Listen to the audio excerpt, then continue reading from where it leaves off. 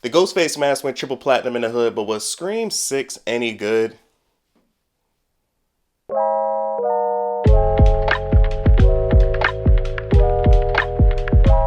Scream 6 was a big movie this past weekend, raking in $44 million its opening weekend and 67 when including around the globe, making it the largest opening weekend in franchise history. But if you watch my Creed 3 review, you'll know I haven't seen Creed 1 or 2, but I still really enjoyed the movie. When it comes to the Scream franchise, I might have seen 2 movies out of the series. I remember seeing the original when I was younger and enjoying it, and I just saw Scream 6, obviously. They got TV shows now.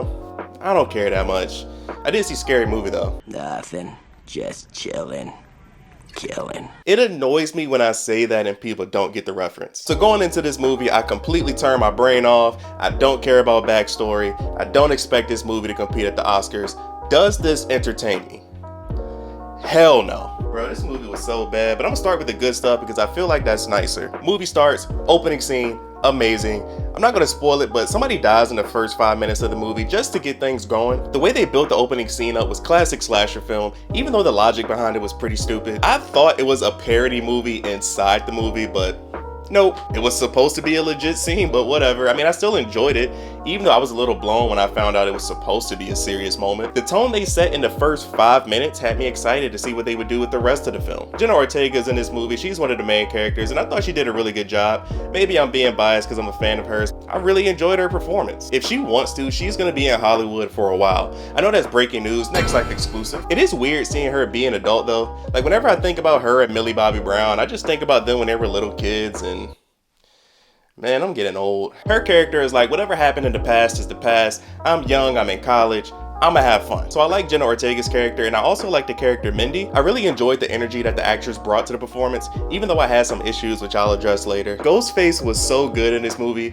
He or she was an all-American D1 athlete superhero. Ghostface killed a lot of people, and I'm talking about in public areas, straight slaughtering people. Some of the kills and stabs in this movie were brutal, so if you're squeamish, this might not be for you. The iconic Ghostface mask just looks amazing as always, and the villain truly has an intimidating presence. It was one scene in the second half of the movie that takes place in the subway. Like I said, I work in TV and production, and I love that scene so much. Great lighting and camera techniques. That's definitely one of those scenes that I'm gonna watch multiple times whenever it's uploaded to YouTube. Great work. Let's talk about the bad stuff. The characters in this movie is so boring. I'm not even mad at the actors. I mean, for what they were told to do, I feel like everyone for the most part did a pretty good job. The writing is just so bad and cheesy. I don't know if they were doing some of the classic slasher horror film tropes just because, but boy, it was bad. It was multiple scenes in this movie that made me laugh out loud. Like, these are professional writers. They did this thing that I hate in all movies, when a movie pretends to not be a movie. Like, you'll have a character be like, if this was a movie, then this would happen. If this was a movie, then you would be a main character. So bad. I hated that character, Chad, and it made it worse when I found out that he was Cuba Gooding Jr.'s son.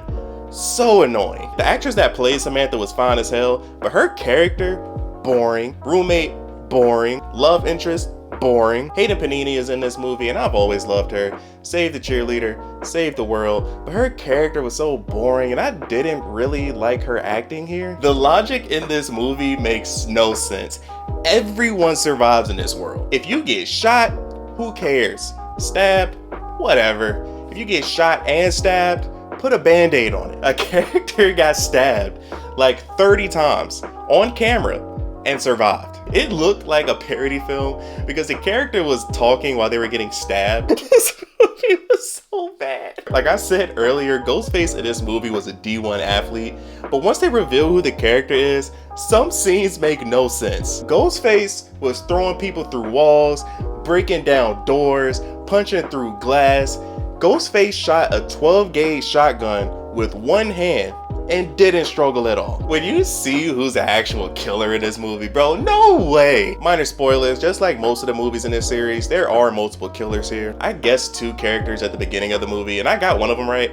I was just like, it's no way they're gonna make it that obvious, but they kinda did. To their credit, I will say one of the killers I didn't see coming. they got me there. It's multiple scenes in this movie where I'm like, it's no way they're gonna do that. That's too obvious.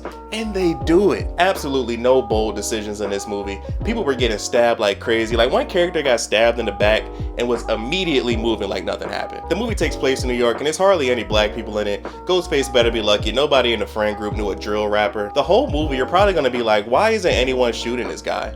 And then when the gun is finally introduced, people start shooting like Westbrook. All right, that was a low blow. He ain't deserve that. I actually like Westbrook. I hate when slasher movies do this, but I guess it's a part of the culture. The bad guy could be busy or distracted, and the good guy can come from behind and easily knock or kill the person, but nope, he has to yell, hey, so the bad guy can turn around and quickly dodge. Granted, I'm not invested in the franchise, but I don't see how anyone could like this movie. Maybe I just hate slashers. The movie has a 75% rating from critics and 92% from fans on Rotten Tomatoes, so maybe I'm tripping. Once again, these reviews are not me trying to tell you what I think you should think. These are just my opinions. If you like this movie, fantastic. I gave Ant-Man a 6, and I don't think this movie was better than that.